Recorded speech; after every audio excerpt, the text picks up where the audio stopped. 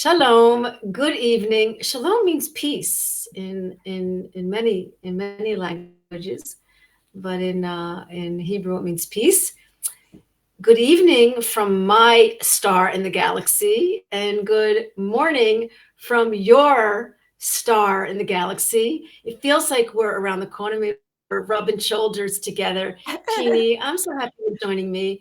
So that Oh, for thank you. a handful of shows, I've invited Jeannie Kulwin to join me as a co-host because number one, she's funny, and when we laugh, we create happy chemicals. Two, we heal. Two, she's knowledgeable, and three, I really want to share this with someone. I guess I miss Rose, and we were a good team, and I've been going alone for a couple of years. So get used to this face, Jeannie Coleman, my co-host. So, Thank by you. the way, my name is Dr. Tovah Goldfine. This is TMS Roundtable Recovery. We are the guest, and maybe we'll talk a little bit about ourselves. But more important is, let me bring this up. This is a topic that I last spoke about. I remember I did a special show with Michael Galinsky and Rose because I could talk about the placebo all the time. It's an incredible topic, and I think I mentioned this in the bio, but we're not talking about the scientific placebo. I mean, I was just listening to a YouTube, and it's well, it was all about medication, all about the pharmaceuticals. Good morning, Dory. I feel like you're my aunt. Good to see you. I love seeing you and She seeing you loves on the you, Facebook Tova. She page. loves you. Hi.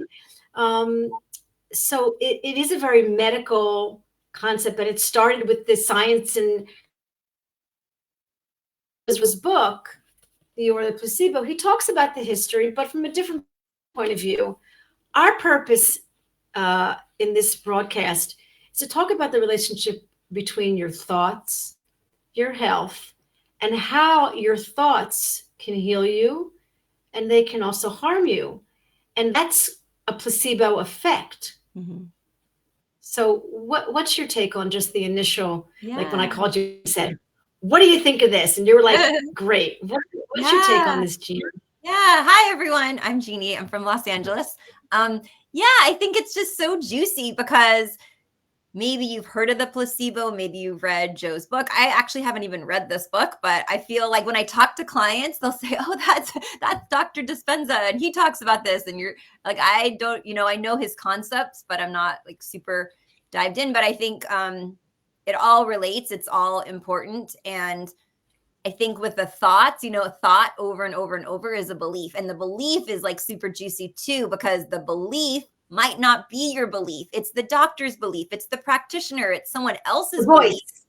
It's the voice. It's the society. It's our family. And then you don't even realize, like I'll tell clients, like, is that your thought or is that a belief that was given to you or did you choose that, right? So the Whose thoughts, voice is that? yeah, the thoughts create the beliefs. And then also too, like our thoughts, based on our thoughts, it's how we feel, right? So for example, if I'm thinking, gosh, I'm never going to heal, this is taking forever, it's not working, those thoughts create how I feel. So now maybe I'm sad, I'm disappointed, I'm discouraged, right? So instead of doing a somatic tracking, instead of going for a walk, the thoughts, oh, it's never going to heal, I'm never going to, okay, I'm not going to go for a walk, I feel like crap.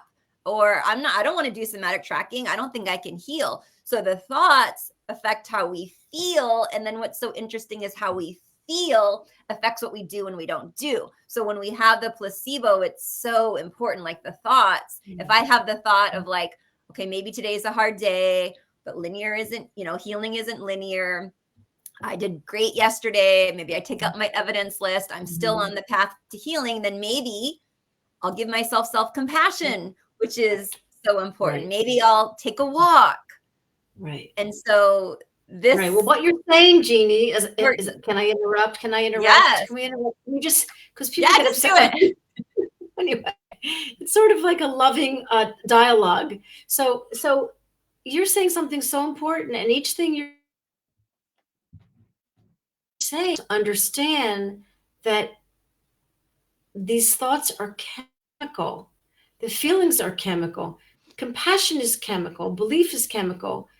And I didn't even learn this in chiropractic school. And again, Joe Dispenza was a chiropractor. He went to the school in Georgia. Yeah. I went to the school in South Carolina. He went before me, but he was a chiropractor. And so I relate to him in other ways as well.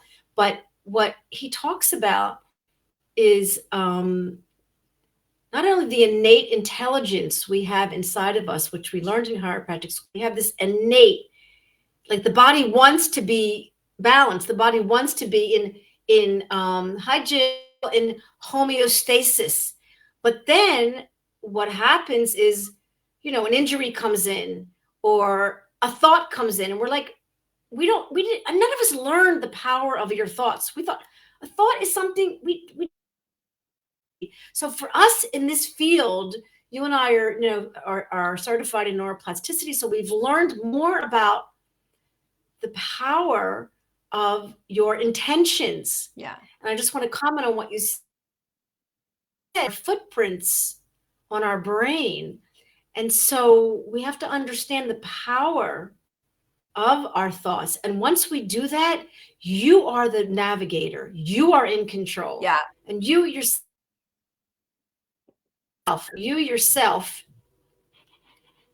did you freeze? Oh, there you go. But you yourself healed from really, really, maybe you just want to give us a 2 or 3 minute, just talk, like what was going on in your thoughts? I mean, your fear, your judgment, your being a school teacher, what are you going to do? How are you going to make money? Like all this on top of just not feeling well. Yeah. Oh my gosh. I had so much fear. I would tell anyone that's like, give me the one sentence or the one advice to change my whole life with mind body. And I would say it's the fear. If you can lower the fear, recognize the fear, bring it down, like the fear is fueling your symptoms. And it was totally the case for me. I mean, I was a teacher. So like any symptom was like, oh my God, what am I going to do? And the chiropractor is closed tomorrow because it's a weekend, or I know he's really busy. I'm not going to be able to get in right away. And the big thing for me, and I'll share like a little bit my journey, but like the thought I always had, like the default, and that's really important for people to understand. It's the default thoughts, right? And my default thought was, what's wrong with me? So anything that happened, Tovah, like let's say I spilled my water, what's wrong with me? I have a symptom. Oh my God, what's wrong with me? And so it was interesting how when we realize our limiting beliefs, you see it everywhere. If I was late 2 minutes for something, what's wrong with me? Instead of like, oh, there was traffic, or next time I need to leave earlier, right? Like now if I spill water, it's like, darn, I spilled my water. Got to clean it up. But I don't have all this like self-blame and like loathing like I did. So yes, I want to write down, we're going to circle back to subconscious because this is so important. So yeah, so hi, my name is Jeannie. I'm a stress coach, chronic pain coach here in Los Angeles. And I guess the biggest like diagnosis that I got was fibromyalgia, but I had so many like mystery symptoms, right? Like I had ankle pain, both ankles. I never had an injury, never had anything happen. But even before that, like, when you talk about your story and then sometimes you reflect after, Tovah, it's like the first, or when I was here like last month, I was like, oh my gosh, I didn't even talk about my stress fractures and my shin splints. It's like, it's there's a lot, but the biggest kind of through line was the back pain, the chronic ankle pain, the stomach issues that I was having where there was no diagnosis, the insomnia, the depression, the anxiety. I had chronic sinus infections towards the end of my journey, which is, I think, is like a lot of the emotions and then the stress. It happens when I push too hard. I actually had it come back after the PPDA conference. And yeah, then I wasn't sure, Tovah, because I was like, maybe it was because in Colorado has the high altitude, right? So it was like, maybe it's structural, it's the high altitude. And I don't know. Jury's out on that. Yeah, there's you taking responsibility for everything. And also you're taking responsibility and the blame. Rather, part of it is we're all control freaks, not in a bad way. We all want control. It's the human condition. We want control. Yeah. And so part of it is, so go ahead. So continue. So basically I make a list sometimes because I forget to share certain things. So, the end of my isn't it so funny? Like we can laugh about it now. I promise you it was not laughable at the time. But at the end of my journey was the chronic fatigue and the complete burnout and adrenal and all that kind of stuff. So yeah, I guess like the two labels that are the chronic fatigue, the fibromyalgia, but the chronic back pain, the chronic ankle pain. I mean, I have lots of stories about how much it affected me. So the fear, when I learned about mind, body, and TMS healing, then the fear, I could bring that down. Now, it wasn't because I read the book. I mean, I read the book, I understood, but it's my thoughts changed. And then what I felt changed, right? So now I had hope, which is anti-inflammatory. And now I had some excitement. And then I would take actions based on that, right? So literally when I was on chronic fatigue, like bed rest, I was on disability. I didn't even know about mind body, but I was like, I cannot stay at home anymore. I'm depressed. All my friends are at work. Like I live alone. Like this is like crazy. I went back to work full time as a teacher and the chronic fatigue went away. I mean, I know this isn't the best stuff for everyone. It was like jumping into full time, but no, right. And this is what, if you even run down like some common denominator broadcasts that I've done and all the people that I've been privileged to meet, and stories like when you hear people who have the book cures, what they do. Like I'm thinking of a guy who, was ready for surgery, and then he reads the Sarno after he throws it across the wall like Alan Gordon 6 months prior. He finally reads the book and he goes out for a run and this cancels the surgery. What did he change? His thoughts. His thoughts, then his behavior. Then he also did something which I know is hard. I mean, I just want to say it on the record. We are not denying people's pain or symptoms or, inflammatory reactions. We are absolutely not, and I'm not against you taking medicine, smoking a joint, taking a pill, getting a steroid shot. Please, I want you to be out of pain. But what Jeannie and I want, and what most of us coaches want, is for you to get to the cause of the problem, because we don't want to put a Band-Aid on. And that's pretty much like the medical system, but they're good at that. When something is serious, they take care of it. And most of the time they're putting the Band-Aids on. I mean, I was listening to a Joe Dispenza YouTube, and 4 out of 5 people that walk into an emergency room with pain or a doctor with pain, it's mind body. Absolutely. So I lost my train of thought about like total compassion for anyone that has pain or symptoms. And that's one of the take-home tools, is that we have compassion for you, we feel you, we have hope, we have belief, but where's your compassion for you? This is partly what part of one of the big pieces of medicine that we're learning is compassion, is gratitude. In the Dispenza YouTube, he was talking about the chemical reaction to gratitude. And I'm like, we didn't learn that anywhere. Like, but they can measure, they're measuring. He's like measuring when somebody feels grateful. Because what do we do when we're meditating? We're going in, we're breathing, we're bringing safety. This is all the pain and processing therapy, which I could talk about for hours and hours. And it's a lovely, lovely way to basically, because when you're in pain or you have disease, you're living in a state of threat. And Jeannie, you lived for X amount of years in a constant state of threat. I can't imagine what that's like, but I'm going to answer this question. My boy, remaining symptoms are occasional. Your body's remaining, not your boy, but anyway, our occasional burning mouth and my legs constantly tingle. Had all the tests and no reason could be found for the tingling. Oh, so you're just making a statement. So, Jill. Oh yeah, self-compassion. And please, please, please hold your hand over your heart. It is not easy to give self-compassion. And here your mother's in our listening, and she's a mother, and I'm a grandmother and a mother. And it's not as if we learned this growing up. I mean, we see it, we get someone who's compassionate with us. It doesn't mean we learn it and we can do it right away. It's what we're now, and Jeannie, chime in here, is it actually has to become a habit. It has to become a new default that I'm going to go to my compassion. I'm going to go to my compassion file. Yeah. Right, Scotty's Scotty? here. Yay. Hi, Jill. Hi, Dory. Scotty's here. I was like, when's Scotty going to show up? Yeah, I mean, there's so much truth to that. And I think like the through line theme for today, if you're just jumping on, if you're getting it, is like the power is within you. And we're going to prove it to you. And we already have like started to prove it to you. But the self-compassion, again, when you're actually self-compassionate with yourself, again, we're bringing down the stress hormones, we're bringing down the cortisol, we're bringing oxytocin to the body, the feel-good endorphins. I mean, it's not just, oh, be compassionate, like woo-woo.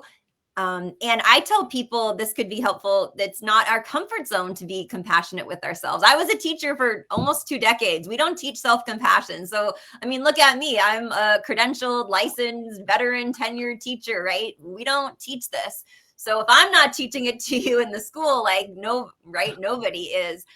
Yes. And so it's not in your comfort zone. And you see on Instagram all the time, right? Just because it's hard doesn't mean you can't do it. It just means it's unfamiliar. So it's unfamiliar to give yourself self-compassion. So you feel weird and you're like, I don't like it. It's uncomfortable. So we're telling you, lean into the discomfort, lean into get out of your comfort zone. And then it becomes easier and easier. And I know it's cringe, right? And you can cringe with us as we talk about it and cringe. And what's, as Nicole Sachs would say, like, what's harder, being in chronic pain or giving yourself some self-compassion? And hopefully you're going to say like, it's harder to be in chronic pain. It's harder to deal with this. So yeah, it's a great alternative.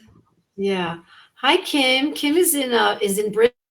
You two lovely ladies. So great to listen to you both. I just want to ask you to think vagus nerve exercises, humming, gargling, ear massage are beneficial to do. Oh my God.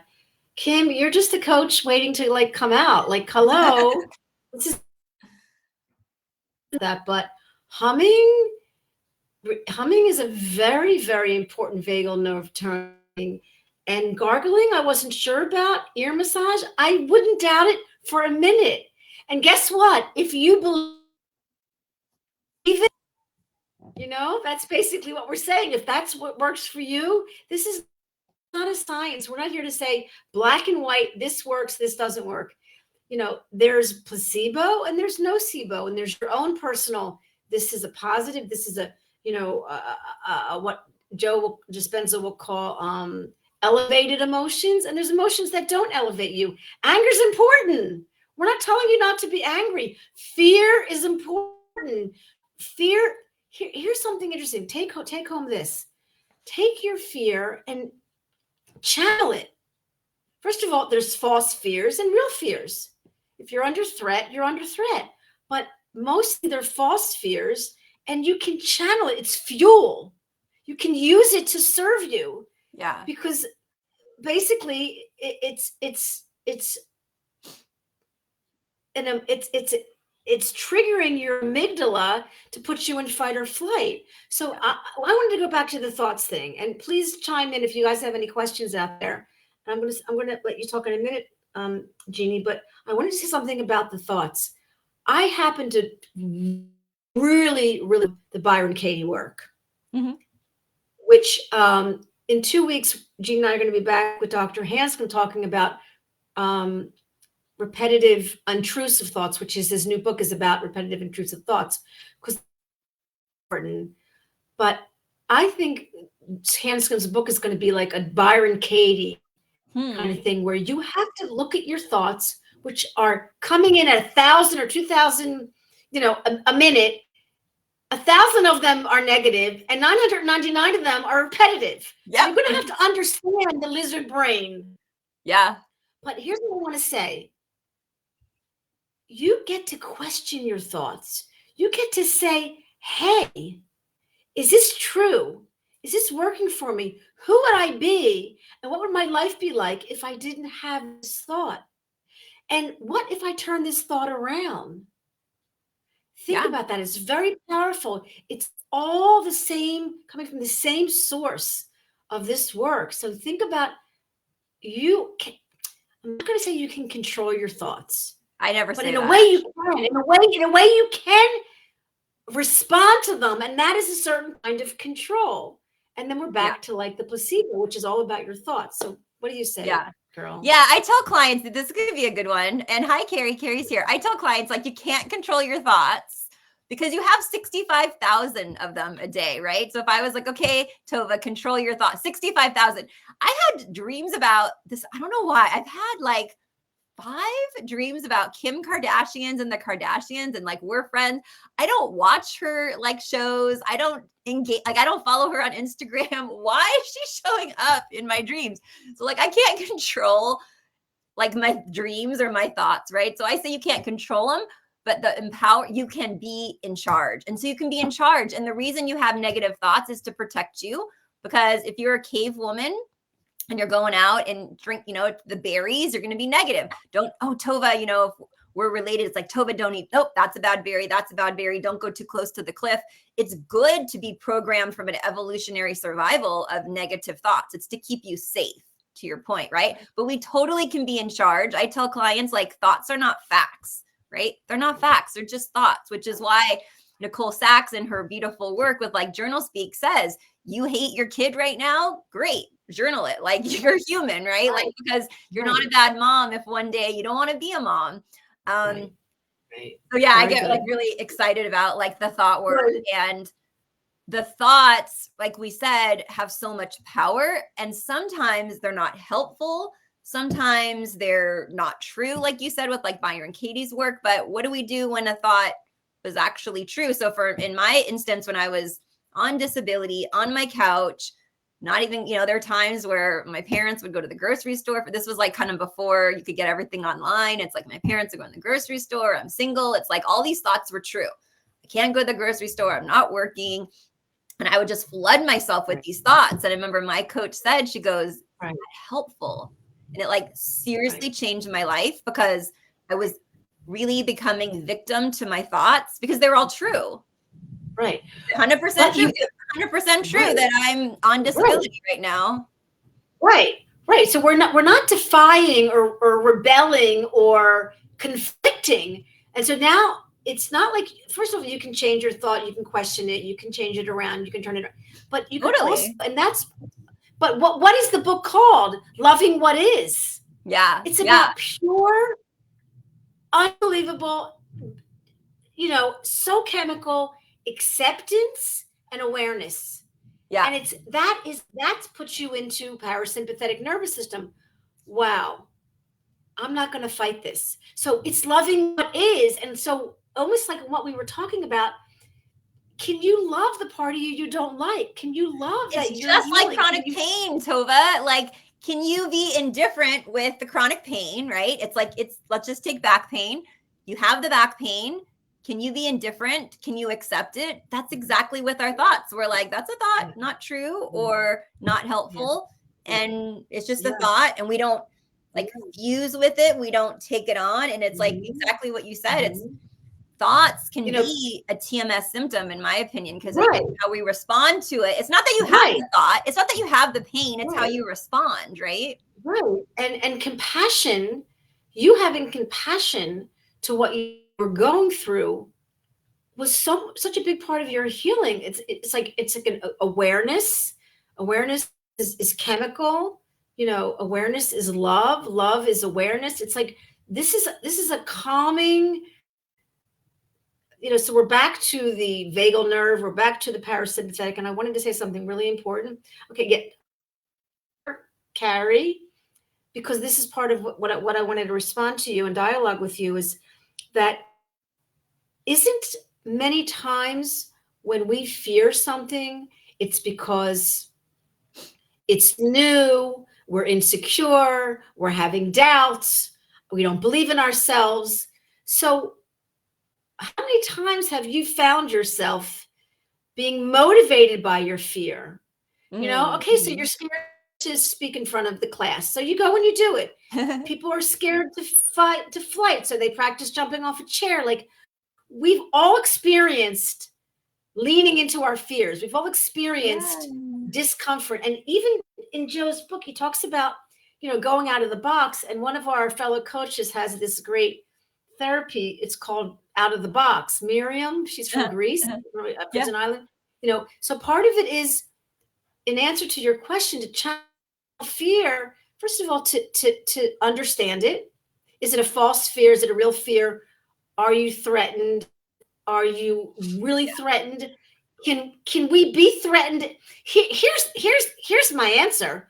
Can we be threatened and not have physical pain? Why can't we be threatened and be fearful? Why can't we be fearful and feel emotional and feel compassionate? Why do we have to have this? I don't like the word why. Let's be curious why our fear is causing the brain to live in fight or flight, and we have physical symptoms, or we're creating inflammatory reactions. Why can't we just feel shitty? Why can't we just feel fear? This is part of it. Channel fear is to feel the fear and do it anyway. So now we're back to like, really, fear is, you tell me, Carrie, what do you think fear is? Do you want to speak a little bit? What do you think fear? How would you channel your fear? How would you channel fear? Yeah, I mean, it depends what it is. If it's, I talk a lot about when I started my coaching business, because I was a teacher, right, Tovah, and I didn't know how to do marketing. I didn't know how to do sales. I never talked about money. I was in a nonprofit, so I would, I had the pay scale, right? I never, ever. So, in terms of starting a business, like I had fear with everything, Instagram, all the tech, right? And so you have to, like Tovah said, like determine if this is a fear and a stress that's going to move you forward. So for me, the stress and the fear absolutely was worth it, because it was actually they call it like eustress, like a good stress, like moving you forward, where I don't know, maybe other things are not like useful or helpful. So in the coaching world, you're just like, okay, put the fear in your backpack and you're going to do it anyway. Right. So, but the fear is kind of a compass, right? It's a compass. My mentor's like, it's a fear is a compass of like, sometimes exactly where you need to go. It's showing you, if you have a fear of having that difficult conversation, you probably need to have it. If you have a fear of trying something new, right? It's like the fear. It's like the fear is a compass of where you should go. And, sometimes it's a fear of something that's not helpful. But most of the time, I think in, 2024, most of us live like pretty safe lives. If we're talking about, doing something dangerous, right? Like if it's like, that's for to you to decide. But in terms of like living our lives, doing something, I think it's the mindset around fear, right? Right. And I think, fear, you help me think of something that, most fears, I don't know, but it seems like a lot of fears are our anxiety. And anxiety is not a bad thing. I have anxiety every time I get in the car. Oh, wow. Yeah. Okay. I use it. I'm like, okay, this is mindful. Put your phone, here, put the Waze on, drink some good coffee. Like, didn't happen. I mean, like, you go out and drive, you ride a bike. We do tons of things that could be fearful, and what we've learned, we have a learned habit. We get in the car and all of a sudden we're somewhere because we didn't even think about it. It is to understand that you live with fear, you live with anxiety, and it's not a negative thing. Anxiety is not your punisher. It's actually protecting you. So let's look at fear in a way that, okay, what's going on? Is my fear real? Where's the evidence? Can I do it with the fear? I love it. Sometimes you got to take the fear with you. You just put it in your backpack and you're like, and this could be where the self-soothing is so helpful. IFS and like parts work, like, okay, there's that part of you who has fear. There's another part of you who's a badass, and she knows that she's going to, let's say there's fear with your career or something, right? So there's like the part of you who's nervous, of course, but you're like still going to do it. And you just, you self-soothe that little part and you listen to that little part if you're familiar with parts work, and you still do it. And if you don't, here's the cool thing, or well, I don't know, maybe not cool to some people, but the reframe, right? If you're never taking risks, if you never have fear, you might be living a really boring life. Don't you think, Tovah? Like if you say like 2024, I didn't have any fear. Well, that might not be that you're taking enough risks, right? Trying new things. Like I'm going to go to, Carrie knows, like we talked about it. Like I want to take this new dance class in person. It's like, I'm going to go with fear. I don't know like anyone and how to do it. And everyone, they're streaming it live, all these things, right? It's like, good. It means and that's like your reframe is the fear. Yes. Is getting you out of your comfort zone, and you're learning and growing. So are you learning and Yes. growing, doing the same thing every day, you know? Yes. And let's break it down. Fear is a word. It's a word. Stress is a word. It means pressure. These are words that we have given power to. So we're back to the power we give our thoughts, the words. This is so important that you know yourself and you know your patterns. Okay. And you know that, like, all of us TMSers have health anxiety, me included. We just don't have to have pain with it or symptoms. We could just be really intense about our health, focused on what we feel. That's okay. God will be the judge. We're not judging. Yeah. You know, the question is, how are you, what's your relationship? I would have never known this if I hadn't been in this work, but pain is an emotion. Pain is processed in your amygdala, the same place where fear and anger, shame. I mean, I've heard these are core. Rose, you know, your core emotions are anger, fear, shame, guilt, love, and these are the deeper emotions. I might be dumbing it down a bit, that are in your unconscious mind, and your amygdala can somehow perceive. I learned some of this from Bethany Rains, who's a scientist, so I might be really dumbing it down. I'm sorry, Bethany. Dr. Bethany Rains, she's amazing. She has a podcast called Wiring and Firing. Okay. And amazing. She's on Instagram and LinkedIn a lot, and I post her stuff a lot. So she has a curable, on the Curable app, she has a talk called Pain is an Emotion. And I ride that wave. I mean, pain is an emotion. It is processed in the same place as these emotions. And so I get to say on the record, and I'll try to prove it to you if you need it, that pain is an emotion. So if pain is an emotion, then you can understand about your anger. And I like the neuroplastic work because once this is a take-home tool. Once you notice your symptom or your chronic pain, one of the first things you can do, if you want to do this, if you need like 1, 2, 3, is to, okay, let's look at the evidence. Mm-hmm. Okay, I'm not broken. I've had an MRI. I've had a CAT scan. It's not my disc. Okay, I have some symptoms. I might have autoimmune, but I can heal. And this is the evidence. So this is the evidence. I'm okay. Okay, number 2, I like to ask you what's going on behind, like what's driving this sense, or what's behind that symptom. Mm-hmm. If you had to kind of understand what this symptom is saying to you, and what's the emotion, what's the deeper emotion that might be activating or triggering your brain, or keeping you in fight or flight, that's become this habit. Mm-hmm. And so, and then there's an opportunity now. So this is what I love about the brain pain, movie. Oh, here's an opportunity. This symptom is an opportunity. I'm not a victim. I'm not down for the count. I get to have an opportunity. And you can still heal this work without symptoms. I don't buy that either. You can, even if you don't have symptoms, don't worry. You can still understand, because your pain is an emotion. So you could just feel your anxiety. How many people do we know that the pain goes away and they're full of anxiety and they're freaking out? Yeah. Like, you're healing. This is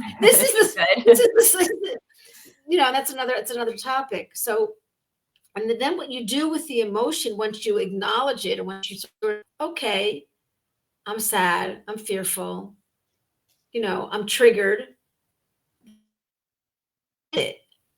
Oh, how do I just be with it? Yeah, I didn't learn that in school either. I got to fix it. I got to figure it out. I got to fight it. I got to do like these. These 6 F's. I got to figure it out, fight it, focus on it. There's 6 F's. I just said 3. Figure it out. Fear.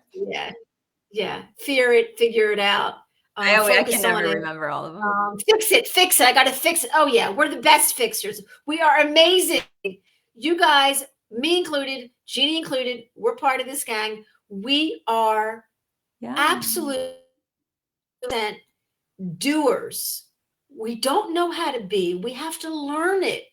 We've had to learn how to be. And what Vanessa said on the show we did a few weeks ago was you have to let it be. And she said, not let it go, let it be. I like that. Which is a parasympathetic, also a vagal toning. Mm-hmm. Just being aware. What do you think of all that? It's a handful. Woo, That's a mouthful. that's the good stuff. It's the good stuff. I know. Let's also make sure, I don't know if we want to turn into it now. We're going to talk about the nocebo. But the next thing I wanted to go, before we hit the nocebo, I just want to talk about the subconscious, which I know Joe Dispenza talks a lot about. And so we literally are, when we talk about learning TMS, learning mind body, we're reprogramming, right? So if we say like, every time I drink my water, I have back pain, or every time I lift something, or every time I sit, Alan Gordon, every time I sit in this chair, there's pain, right? Okay, maybe it's a conditioned response. So it's so important. We know the benefits of the brain retraining, right? But it's your subconscious. If you tell yourself, I'm never going to get better. I'm never going to get better. Guess what? Your brain is like, got it, Jeannie, message received. You are never going to get better. So it's not like if you have these thoughts once in a while, but we need to be, kind of careful with the subconscious, even saying like to ourselves all day, I don't want pain. I don't want pain. I don't want pain. I don't want pain. The subconscious, which I think is so interesting, doesn't know negatives. So when you say, I don't want pain, like from The Secret, right? She's talking The Secret, like the book and the movie about like, I don't want debt. I don't want debt. I don't want debt.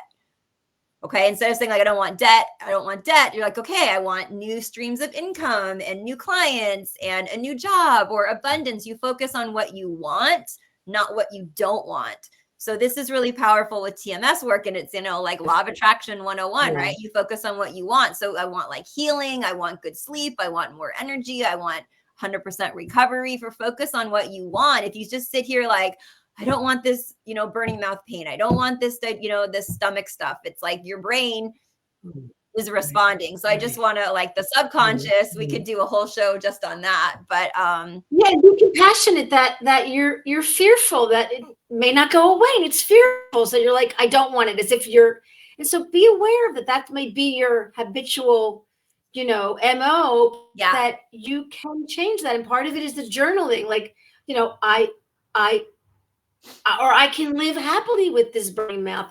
It's okay. The symptoms are okay. I can, part of that is a little bit of the placebo. Like this is not bothering me. It's okay. This is an opportunity. You can the journaling is amazing. And Jill, and I'm really happy that you getting better with the journaling. It's very, very powerful. And I know that, some of your symptoms are not pleasant. And again, enormous compassion for yourself. And I love when you share. I've just met you a few weeks ago.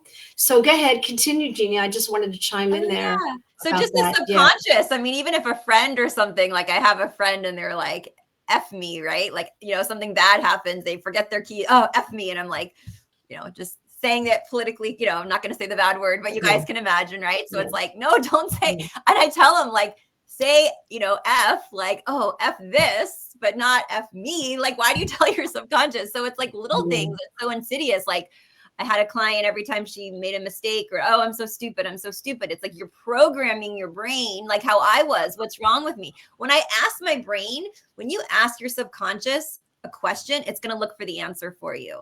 So when I ask like, what's wrong with me? What's wrong with me? My brain's like, oh, she wants me to tell her, she broke her pen.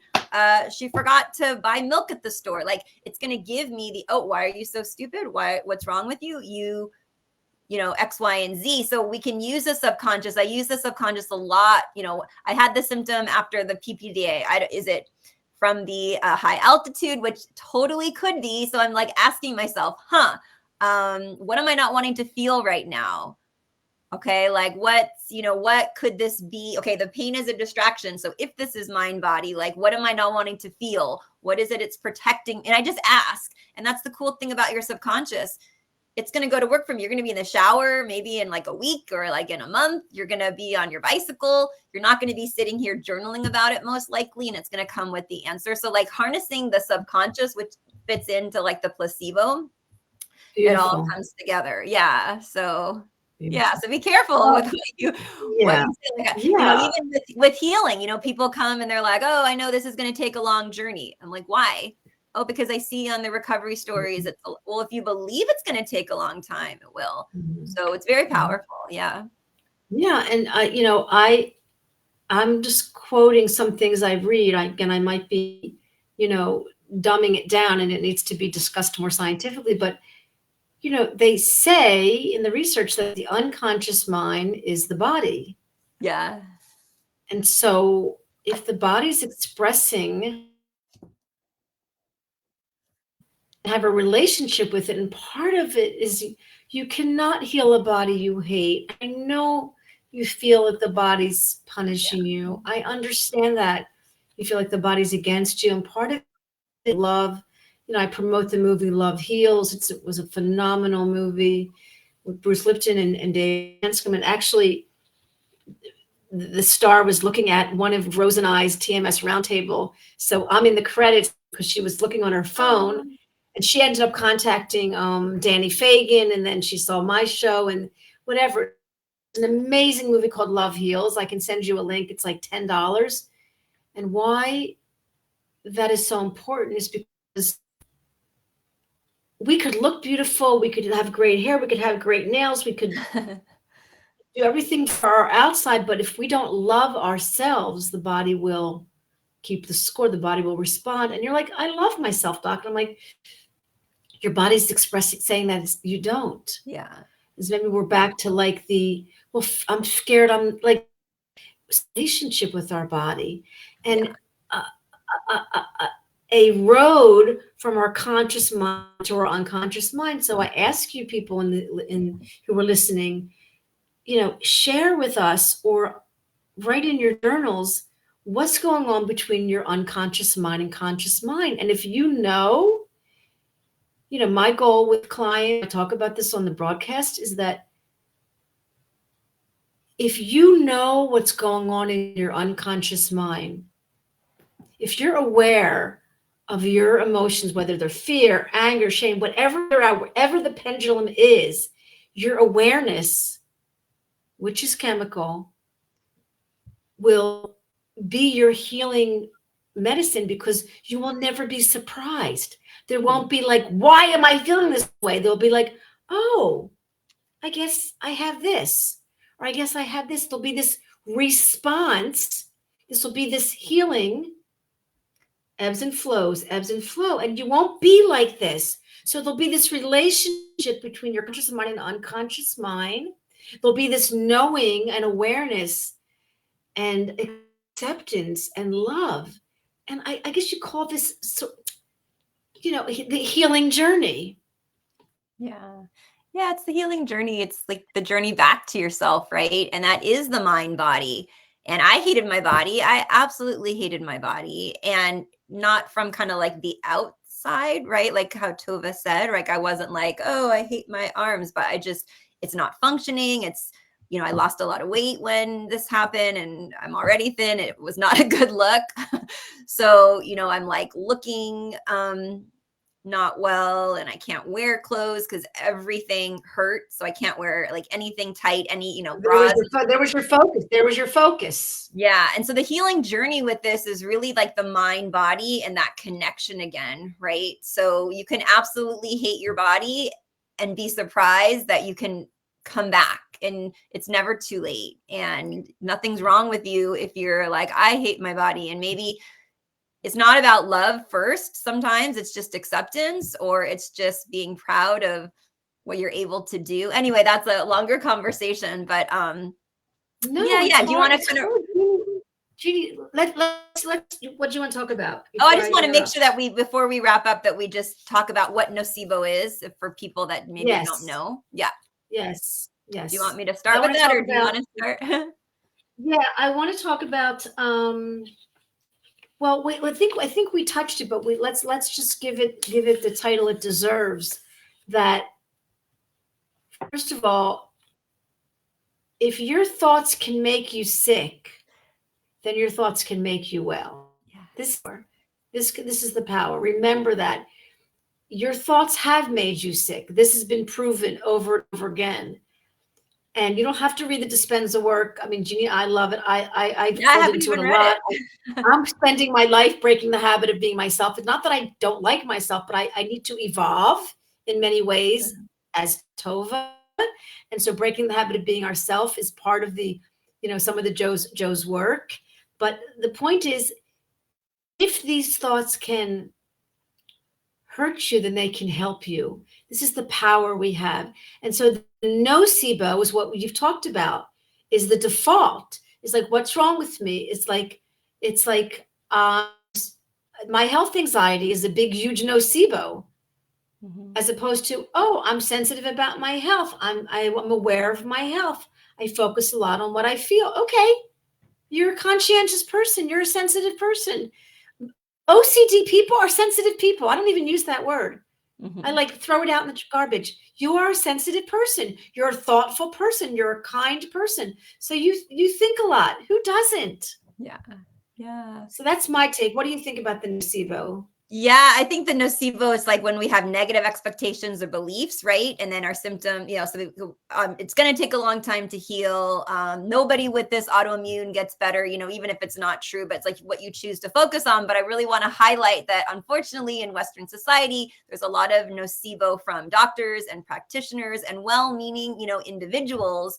And so when people come work with us, as you know, I talk about like untangling this, right? And it's like, oh, but this person on the Facebook group told me this, and all these people in the Facebook group. And it's really, again, you get to choose what you want to focus on. So and I had all oh my gosh, I remember a doctor told me, he said, well, you have insomnia and get used to it, basically, because that's one of the symptoms of fibromyalgia.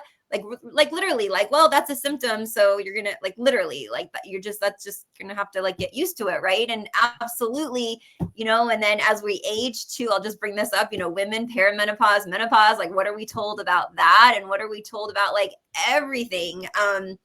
So it's our beliefs, but it's also the catastrophizing, it's the hypervigilance, all of it. And again, our thoughts affect how we feel. So if we're feeling oh, perimenopause, not going to sleep, this is a symptom, can't poor me. And then maybe we don't go out inside and get some sunshine that day. And, our thoughts, again, if you tell yourself, I'm not going to sleep, if you tell yourself, it's the nocebo. And we, again, just there's so much, we could go into all the studies, but yeah. And that's why a lot of us, unfortunately, this was me. I listened to the doctors. I believed the doctors. I believed people who told me that, oh, it's my posture. It's this, it's all fear. I changed my diet. I didn't do so, but It's so do a lot of things. And this is where we try. I think I like to do on the broadcast. I like to touch it every week. We're not here to bash doctors. Doctors are amazing. Doctors have an incredible purpose in the world. And there are so many people who get well from doctors, and they're not, they're not hanging out with us, but they're getting well because they're just in the system. And you people that are not getting well are special, and you are not unwell, but you have medically unexplained symptoms, or you're falling through the cracks, or you're the percentage that are mind body neuroplastic. So it's important to be educated when you're with your doctors. And I like to integrate. Bring your doctor. Let's talk about it. In fact, with the PBDA, they have a letter that you can download from the PBDA that you bring to your doctor saying, hey, I want you to work with me, mind, body. And there are many doctors that 100%. So this is integrative process if you're in the medical community. But part of it is we are brainwashed. We are brainwashed. We trust, we give our power. God is doctor is God. We have to just understand that about ourselves. We might have been taught that as a child, to give our power away. We might have had to give up our authenticity to get love. That's a little bit of Gabriel Mate's work. We might have had to do that. I think that's kind of what happened to me. And so I spent many, many years, picking up the pieces, not blaming my mother or father, but understanding that was what I had to do to survive. So put it into perspective. Is that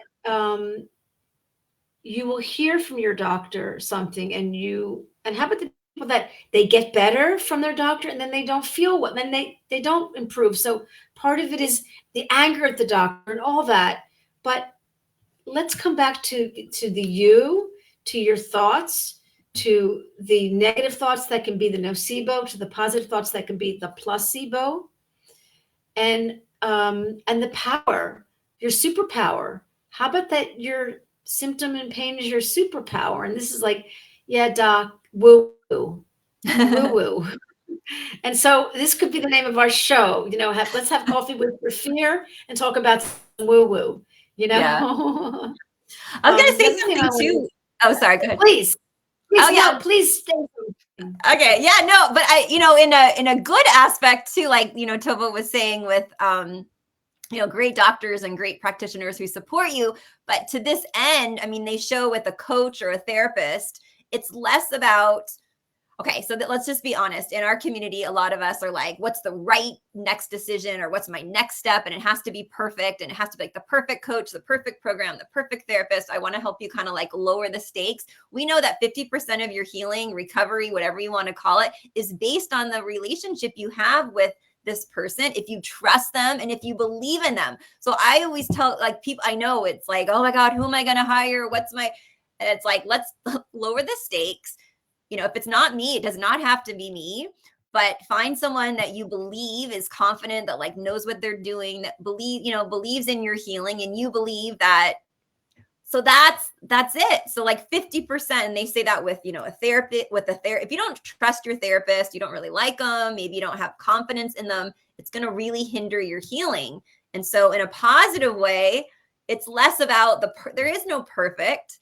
You don't have to work with someone forever, but yeah, like if you feel confident, if you have a call with them and it brings you some hope and optimism, yeah, and we know that. Very important. Yeah.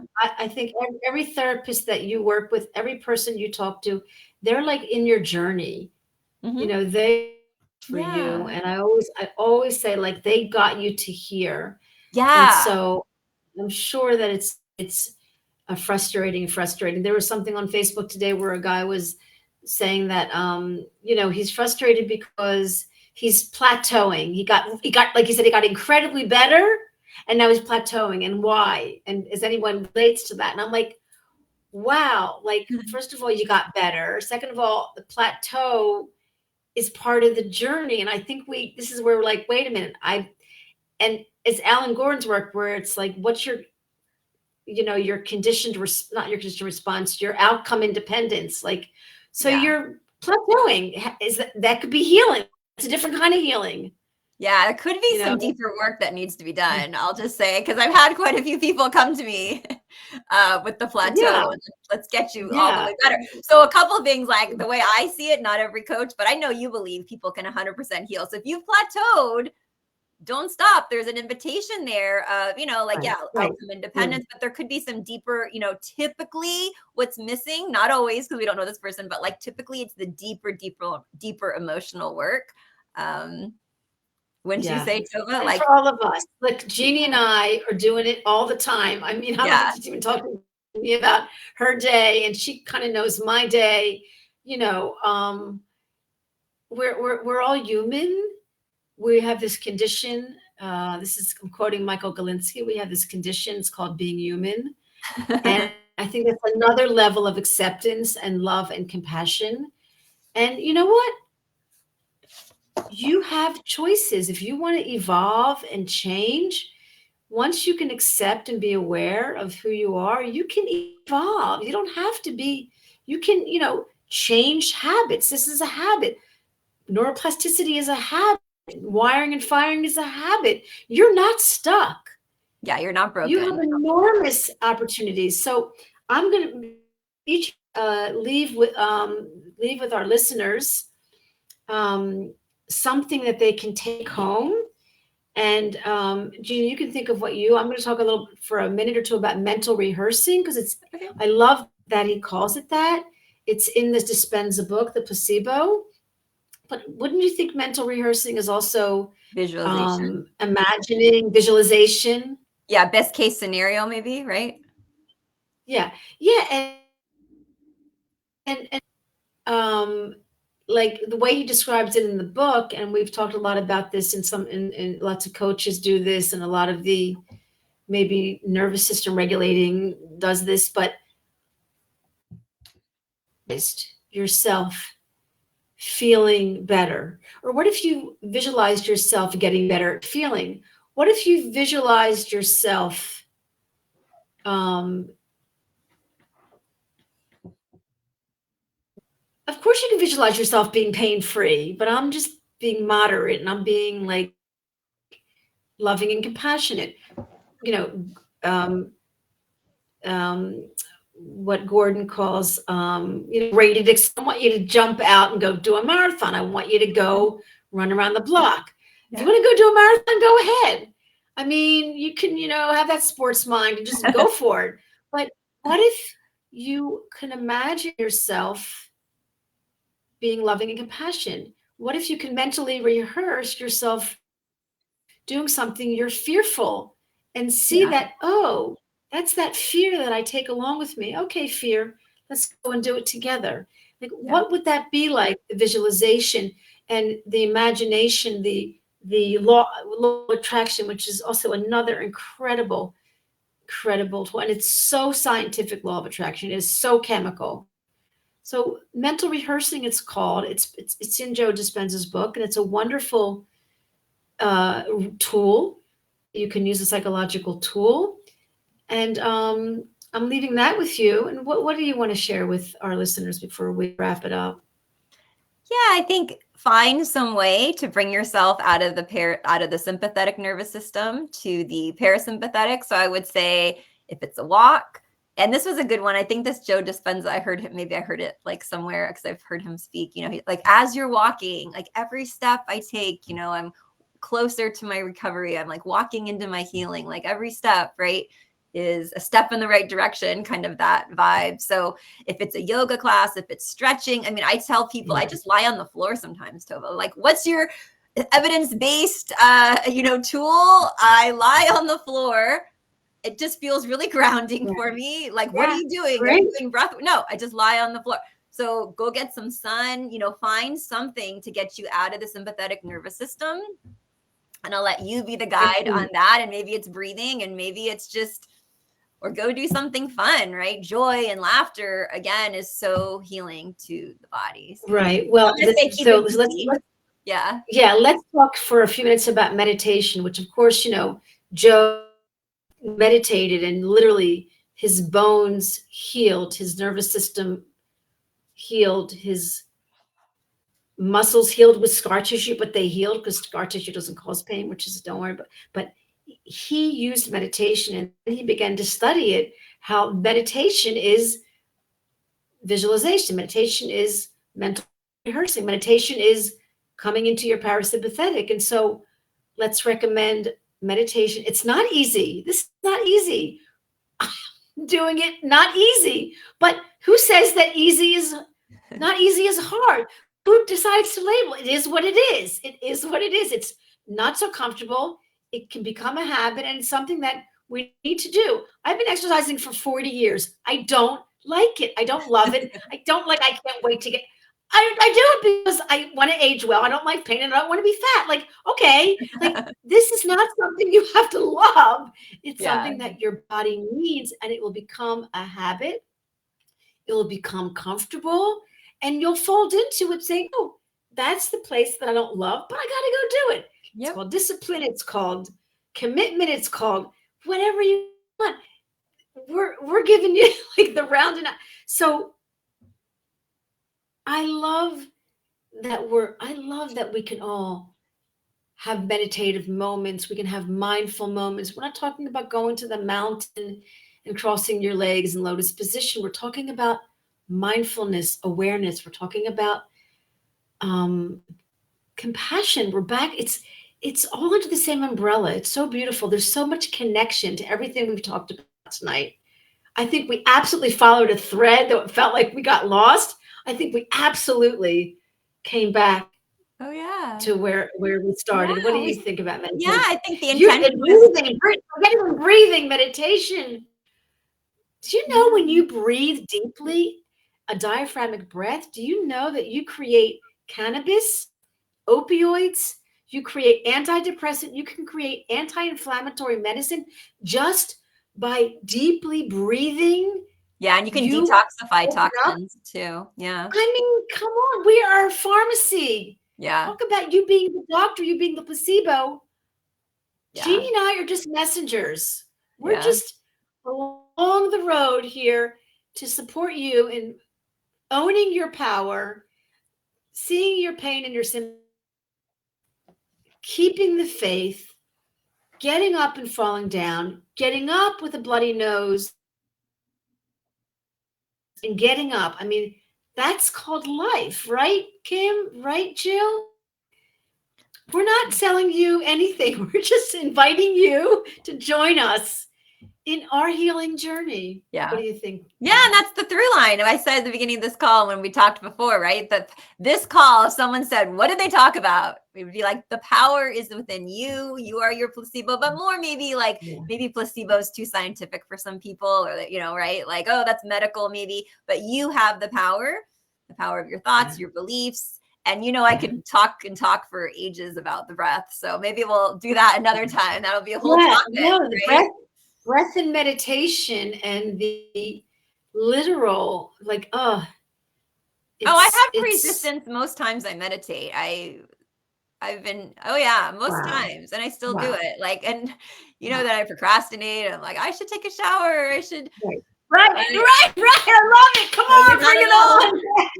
Please phone ring. Please phone ring. Yeah, right.